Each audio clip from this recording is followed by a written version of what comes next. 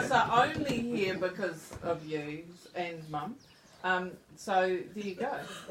Yeah, we're holding you both A rousing rendition of Happy Birthday to Grandfather, which Charlie's going to lead. What? You know the song. Come on. Right, now hang on. Just hold Oh, on. hang on. This is the McIntyre household. Mum's off to just shift the horses and we'll just wait patiently.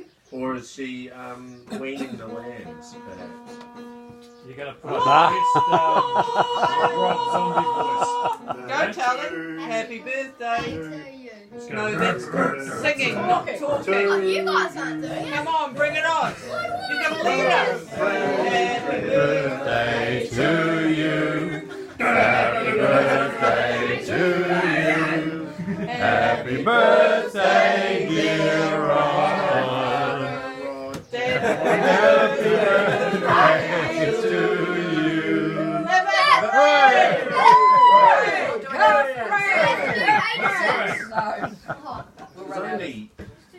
So we got your Min and card. Dad left, right? Why not 86? Hey? This is Dad's you. only Min and Dad, right? Left. Yeah. Get him behind. Get him behind. Not Mary. He's in Wales. Beautiful Perhaps I should be in the Zimmer Yeah. Now open it up, Dad. Get it open or would you like a bit of a hand there? Use your teeth. There's no good trying to work out with everybody. It's not one of those rude cards, is it, Kate? Yeah, of course. Could be. Something that you open it Just up and ask something Charlie, goes what would you boiling. expect of me? Yeah, what would you expect of Auntie Kate, Charlie? Of course it's you that would say Stephen, that. Nick, Yes? you sent me Charlie, a we card. might be kindred spirits, which is Back deeply when Dad worrying was for alive. you. Really? Of Like wicked minds. an elderly woman just operating her assistant chair, and she shot to her feet and ended up with her face in the wall. Oh. You've no, you've no idea how topical, because we've just bought one of those sort of chairs. Oh, for really? Rod. Oh, classic. Oh. You better read that up, Rod. Wow, someone's done some art. The gumboot. You are 86. Yeah, you are 86 rather than back in 86. Classic. Fred Dag throwing the gumboot. No, that's Have a pretty look Kiwi. inside, dear. Read it out. Peter Roderick McIntyre. So you were Peter Roderick, not the other way around. There were some really bad ones. That was lucky, wasn't it, Rod? Yeah. Who's the artist that drew the card? Rick and I. I'm not sure, that might be controlled the pink. cards. Right, Thanks, okay. thanks, thanks for everything. Three Rick, bands. Jeremy, Jono, Dad, happy 86. Crikey, what an achievement. Thanks for raising us all what you and Mum would not be. What you and Mum we would not be. Without. We can, oh. Love Kate and offspring.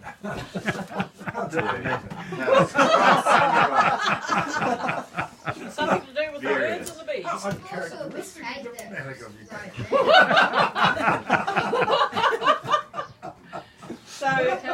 So then I think we should throw it open to anyone who wants to say anything, starting with Pete, because you're the oldest. Ha! Shame! You youngest rascal. Right? Started the youngest. Exactly. Well, I don't know. What do you say? Well done, Dad. Well over the average. Yeah. Yeah. Outside. Outside Yeah. the average. Yeah. And yeah.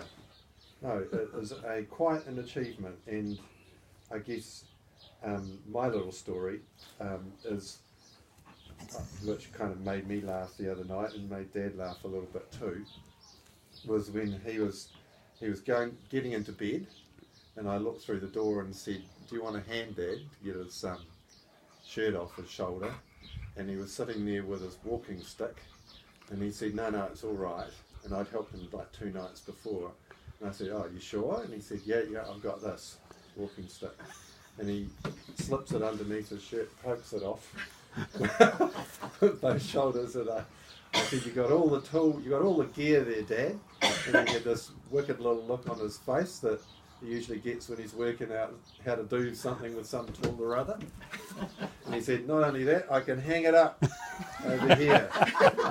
Hang the shirt up with that. And I just laughed out loud. Where there's a will, there's a way. Yeah, good on you, Dad. You've been doing that for 86 years, working out some smart way to do things. And you're still doing it at 86. Good on you. Cheers. Kiwi ingenuity. Well, I'd have to go totally along with that, with his mechanical ability and vehicles of various ages and designs and what have you to teach young people to drive, like trekkers and Austin cars and what have you. So well set up in the mechanical side as well. Your mother Tom. Tractors Well, on the I did beaches. say no, but Sorry, Nick. Carry on. I'm weakening.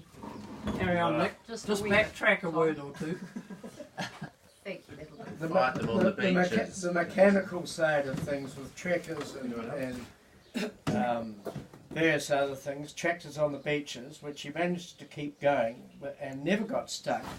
All those trips out to the north, and stood us in good stead. All that stuff. There you are, there. Yeah. Roberty Tobin Crit. Just I think. thanks for bringing us up with good values and outside the bounds of Osh.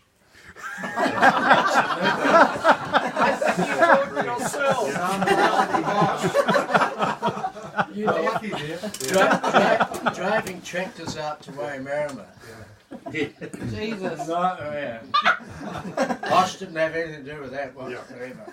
Or how much he could strap on a vehicle to take to Waimarama as well as one of his other. Anyway, back to Rob. No, that was it.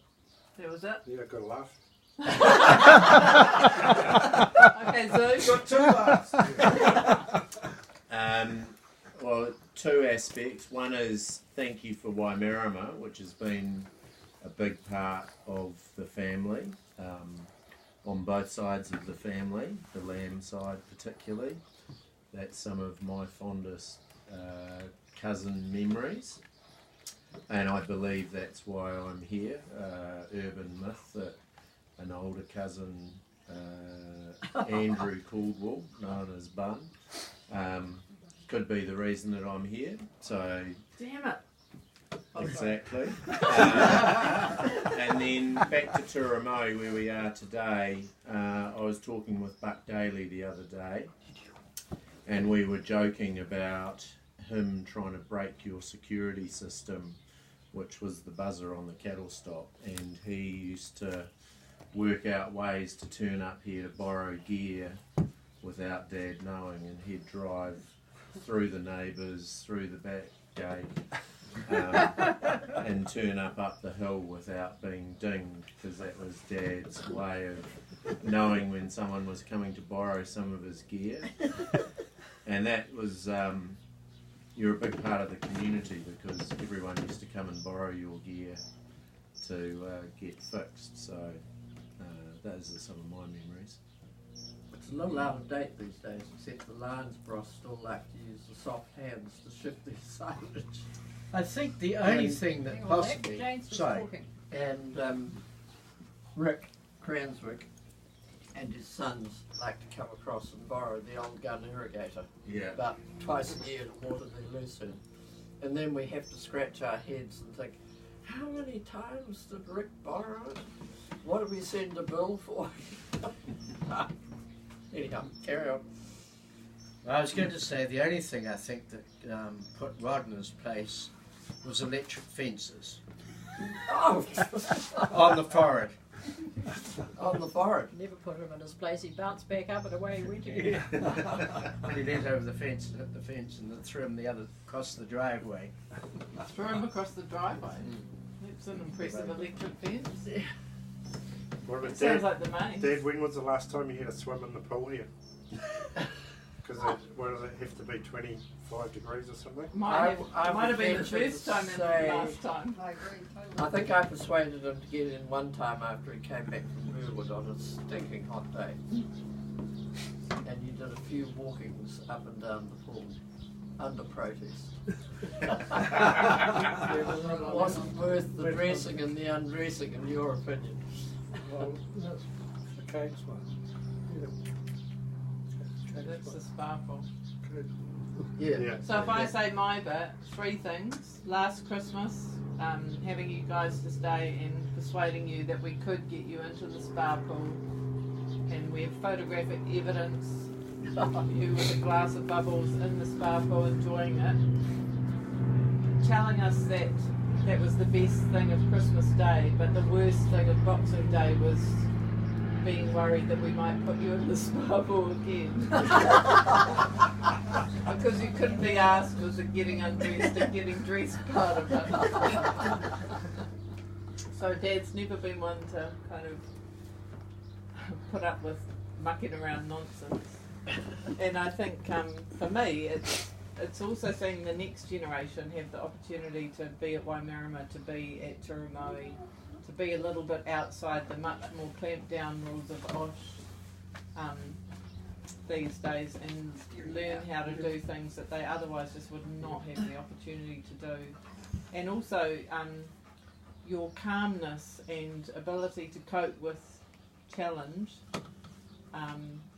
how you coped with ending up in Burwood after getting thrown off a horse over the road, was a real lesson to all of us, I think, that shit happens and you have to get on with it and deal with it. And so using your walking stick to get your shirt off and hang it up, going 4-wheel drive on the walker that's not really designed for anything more than walking around a rest home or city streets, and we go up and up the hill and down the hill on it. You're an inspiration, Dad, and thank you. Yeah. You got back on the horse. Yeah, you got back on the horse. Figuratively. We should get Yep. Tom to sort out some pneumatic tyres, some Yeah, I reckon. fatter pneumatics on that. This one. On the walker. We want some off-road. Sort of horsepower you're looking at. So I know where to go. We're only putting an electric motor on it though, Tom, not a petrol motor. They're not trendy anymore. I've been looking at electric alternatives and I'll figure something out. Take battery power and the right sort of motors and we can get some grunt. The Tesla battery just under there. And a solar panel. Solar panel. 0 to 200. Definitely important. Yep. So now I'd like to Like an alternative. throw it open to anyone who wants to say anything, because it's a bit of fun and a bit of a chance to say something fun. I reckon Rick had a bit of a tale to tell about the 175 going Oh, yes. Well, that was actually my other thing, but I forgot. So you can start with the story of following Dad to Waimarama, but I want to start with the story of having a weekend away, relaxing at Waimarama, get to sleep in with Rick, you know, very attractive. What, the sleeping or Rick? 7 a.m. in the morning, knock on the door upstairs, and there's Dad. I've been thinking about this all night. The physics of it is, and off he went with how we were going to pull a log up off the beach, spin it around and put it in place, and so we had Dad perched on the end of our bed at 7 a.m. and there was no chance of sleeping. We were up and out the door, and I have video evidence to prove it, but I'll leave the rest of the story to Rick, who had to follow Dad from Turamoe to Waimarama while Dad was on the 175, and 175 is well past its OSH use by date, I have to say. Well, there's two stories. So I'll come back to the 175 because the story I tell at work about Rod is what he taught me about plumbing. But a completely different diversion. But we were looking at a trough which had this geyser of water coming up out of it and trying to fix it. And I know enough about plumbing that when you have incredibly high pressure, you actually have to fix the leak. And somehow we jiggled and juggled something so that it stopped. And Rod said, "How's it looking?" And I said, "Well, I don't see any leaks." And he said, "Well, stop looking." we hadn't actually fixed anything. And so we stopped looking and moved on.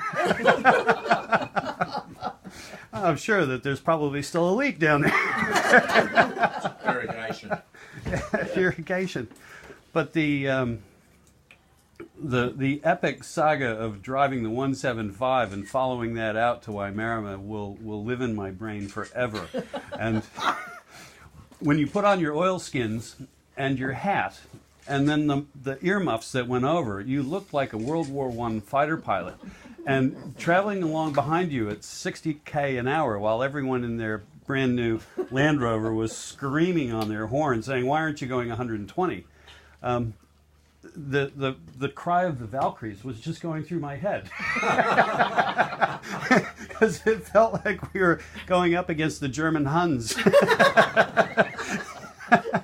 And I think Rob and I kind of agreed today that running around in the 175 where you have a 100% chance of maybe getting it to go left or right, depending on where you want to go, is still an amazing non-OSH approved job. I shouldn't throw stones, but Rob did manage to get it through a gateway with a fair bit of impact.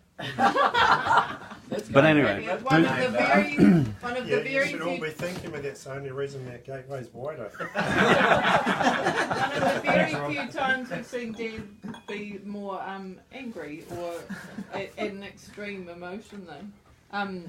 I think your ride of the Valkyries was particularly pertinent just after the bale house that the Helmore stayed in. At the top of that rise, before you drop down and wind down to the bottom of the gully and past the sport horses and out to Waimarama, because part of the tractor was going forward, but part of it was going right. Well, what we had done was we'd put a whole series of concrete posts on the tines on the back because we were going to be carrying this great big huge log, and we needed the weight. But without the weight up front, what that meant was that as you went over every bump, I could see air between the front wheels and the road. And as we came up over this hill, the tractor started to bounce. And I knew that over the hill was a very sharp left-hand turn and a death dive over down into the bottom. And I could see the tractor bouncing, I could see air between the front tires and the road, and I could see Rod frantically trying to get this thing to turn left. And so the wheel went left and left and left, and as the wheels bounced and bounced and bounced, the tractor kept going straight and straight and straight until finally it stopped bouncing, and then the tractor did this incredible 90-degree left-hand turn where I thought, oh my God, it's going to roll. And I think at that point you decided that the tractor never needed to drive out to Waimarama ever again. Until the steering wheels get replaced. That's right. But anyway, thank you for teaching me about plumbing and the 175. It had a spare battery tucked away in the shed down the hill here. So it was a case of carrying that fan belt down to the cheese factory. That was another trip when you and I did it. Before. I've forgotten what we were doing. We did a few gymnastics to get on and off that tractor because it's not very designed, is it? But you had that bucket, didn't you, that was tied on a bit of baling twine to lay out to then climb in through the side. Turned upside down, yeah. I remember ringing up one day and Dad telling me a story of having been trying to feed out the hay or something or other with the 175, and Mum had gone off to do something else, and getting on and off the 175 usually involved a mounting block that hung on a piece of string that he could climb on and off, but he'd got stuck, and so he'd climbed onto the bonnet of the 175, and it was getting dark.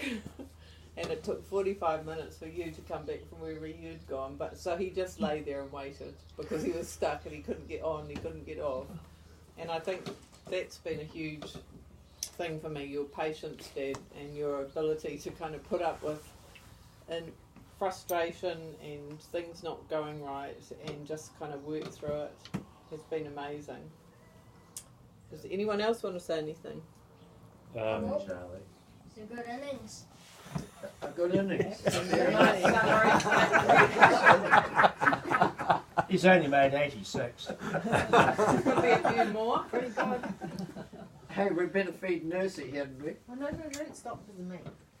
We will feed Lucy. Does anyone We else can- want to say anything? Hang on, We can Tom's carry got- on to say. A quick thanks for basically opening all the doors for me to be able to end up getting behind the wheel of all sorts of things that I wanted to get behind when I was young, and putting up with my steep learning curve of bending things, breaking things, not listening, ending up in wrong paddocks, getting the odd thing right when I was in my late teens, and yeah, being so accommodating to me, being here, doing the odd jobs around the place, and putting up with the odd bendages and whatnot through my learning curve, and eventually I ended up being able to travel all around the country in the trucks and in America, and largely thanks to you, because I couldn't have got my licenses to do what I did, to travel around the place to do what I did, if it wasn't for you, and you made it very much possible for me. And so yeah, I can't thank you enough, and I'll never forget, and always be conscious of all the things you've done for me. Nice. Well said. And I would Okay, just very like to say thank you for being the family glue, along with Jane, and keeping the Lamb family tradition, and I'm sure McIntyre, of reuniting the family at least every 2 years down at Waimarama. The amazing parties we've had here. I remember my 50th, a total surprise, just blew me away, and this huge notice on corrugated iron down at the gate there. We entered the gate, and I thought, oh my God, what's going on here? And wow, what a party. And you have just been fantastic, Rod. I thought that was Deb 60. Was it 50? It was 50, I think. No, it's actually 40, but that's...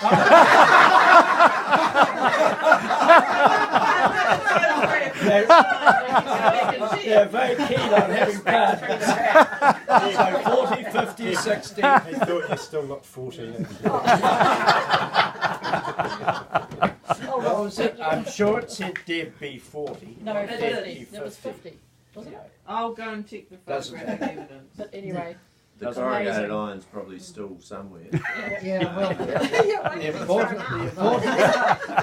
important thing is to have a party. Mum will be using it to herd the sheep. Just quickly as well, grandfather. You know, as Nick said, helping anyone young out when they want to drive something. You know, I couldn't reach the pedals on the quad bike when I was younger. You went, well, tie some twine to it. That's how you change the gears now. You know, don't worry about steering, just change the gear with your hand, sure. Helping me learn to drive manual on the Rodeo. Helping me just with any of that, really, you know. And, you know, you help people out, but you're still there to have a good time and don't care about whacking people in the head in a game of Are You There, Moriarty at Waimarama when I was about 7 years old. Yeah, just thanks for being around, being a good granddad.